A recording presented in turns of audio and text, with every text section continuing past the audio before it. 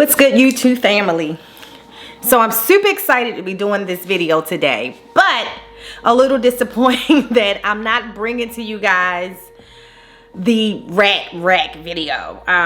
So I am going to share clips in this video though of the process of me building the rat rack, and that was well over a month ago, right before we headed out to Tinley. So what I am excited about to share, and as you guys could see in some of the previous clip, is that I actually officially had rat babies. So several things I'm going to discuss in this video.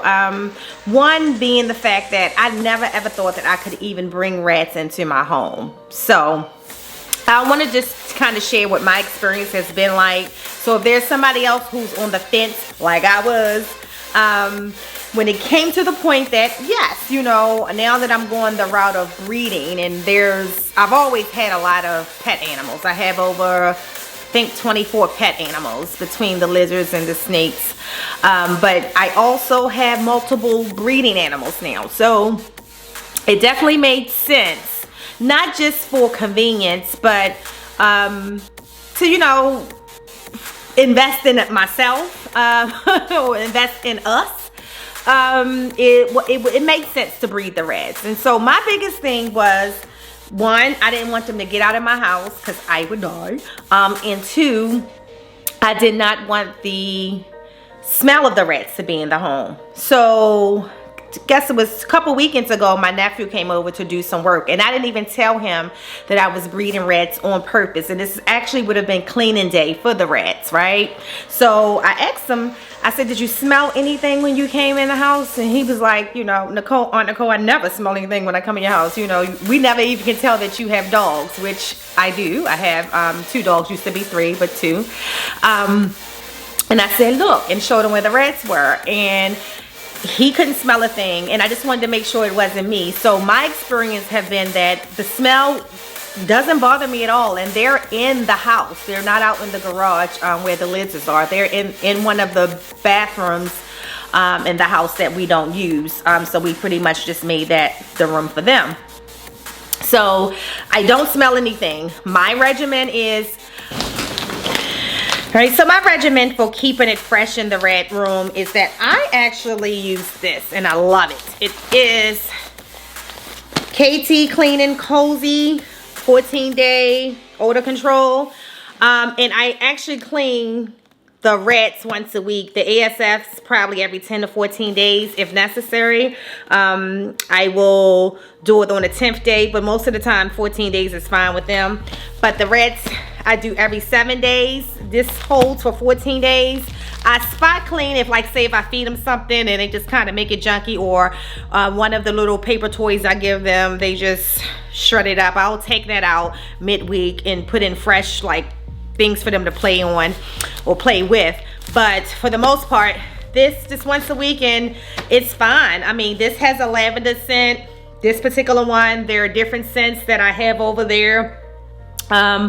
But yeah, so that's what I do. So here's your kind of sort of a rat rack video, but just enjoy the journey up into the birth of those little beautiful babies that you just saw. All right, thank you. Just enjoy it. You know, it's semi put together for you.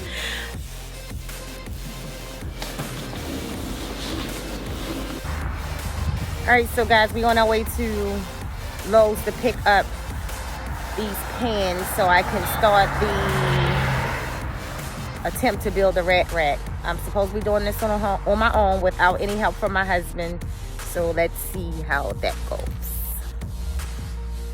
All right, so we're back from Lowe's, and we got the tubs, which is actually the same things I use for my larger retics to soak and swim in. And we have the buckets that we're going to actually put the water in for the rats. So again, this is a first shot try for me. I'm gonna try to do this all on my own, so may not be as professional, but just to show you that at least I'm initiating the process and I am going to try it, okay?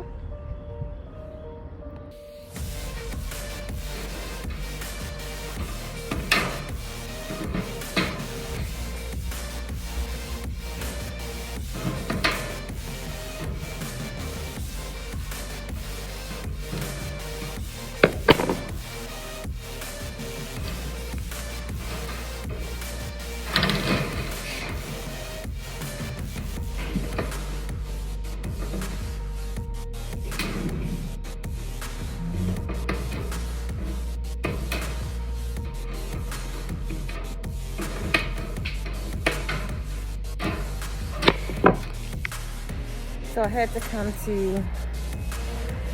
to come to Home Depot to get some 2x4s to finish the legs of the red rack.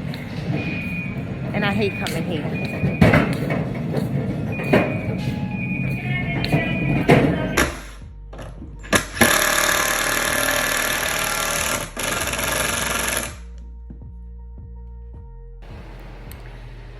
Okay guys, so the rack is done. Everything is completed except for the water system, and you're about to see it for the first time. Okay guys, so here it goes. Here is the rack system for the reds. You can see that the pan at the top, we actually put it up there because we're gonna put the water bucket in there, and in case it ever floods for whatever reason, it can catch the water and not drown the reds. We're starting with 5 tubs, so I'm gonna start off with 5 colonies. I have 2 colonies existing in here now, which is 1 male and 2 females for each colony, and we're gonna start off with 5. And then I just left that little extra storage space at this bottom for my extra tubs for cleaning day. That way I can just have the tubs right there on hand. Forget all the mess in the background. That is construction. I mean, we just literally, it started raining and snowing here, so we had to bring all of the stuff that we were using in the house. So I'm actually in the second living room right now. Yeah, so there you go. Next up is getting the water system completed, and then last thing will be getting the 2 colony reds that we have now over into the rack. Started with 1 male and 2 females in 2 different colonies. So one male and 2 females, 2 separate colonies, and then I also have a colony of ASFs who have not produced yet. So 1 colony of reds have not produced yet, and 1 colony of ASFs have not produced yet. Now, the challenge. These things are so freaking cute. So I've already came to it put in my psyche that I am not going to be able to feed the parents. It would be easier for me to feed the babies, but the parents, actually, I feel like I have a bond to them. And I mean, I know that at one point they will age, they would get older. I probably would feed them off probably then, but it's hard. That's the hardest part, guys. So if you are like me, you just love animals, I'm gonna be honest, that's the tough part. I get why I have to do it. I get the principle, and that it makes sense. You know, it definitely makes business sense to breed. But normally when I go to my breeder, the reds are frozen, and it doesn't tug at my heart the way that it is raising them. So that's the downfall for me. Other than that, it's been amazing. It's so fun to enjoy them every day. I was super excited when I heard babies in that room, and it was so funny. It was Easter, and we were just sitting here, and I'm like, do anybody hear that? I just wasn't expecting it to be them. I'm even thinking that, did I feed a baby sulfur and no one realized that it wasn't eaten? But that's not normally what I do, is specifically with the very few animals that I feed live. So I'm like, no, that can't be. So I just got up and just kind of walked towards the sound, and Lord and behold, one of the colonies had actually produced babies, 10 perfect babies. If there was any imperfect babies, they were already gone when I discovered them. But yes, it's been awesome. So what I'm doing now is I'm going to actually, I have 2 empty areas in the rack now, so I can put make some grow out bins in the rack that I already have. But my goal is to actually just build a whole separate rack just for ASF. So I will be working on that maybe this weekend. But overall, I will be honest, it has been an amazing experience. It's definitely, I already feel the convenience. Today, when I went in there to feed off one of the ASFs, one of the males, because I had to feed a snake that hadn't eaten, and I took one out of the ASF colony, one of the males, because I had plenty of males in that colony, and fed one off to them. And again, it's just difficult. The ASFs are absolutely the cutest things. But you know, I get why I'm doing it. It's y'all see what I'm struggling with. It's not, the struggle is not the smell, is the love of the animal, and understanding that one animal feeds the other, you know. So my son told me, just think about it, how, you know, you eat chicken. So I get it, but it's still a goal. What I do for every animal I have in here, as soon as they'll take frozen thawed, they'll take frozen thawed.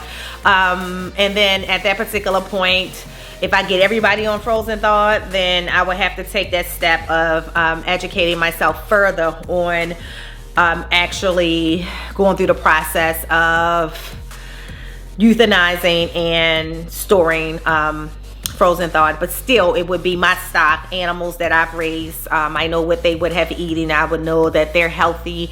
And again, it just, you know, save money and put more money into my breeding business. So very, very excited. And so with that, I'm glad I finally gave y'all some of what it was like to build the rack.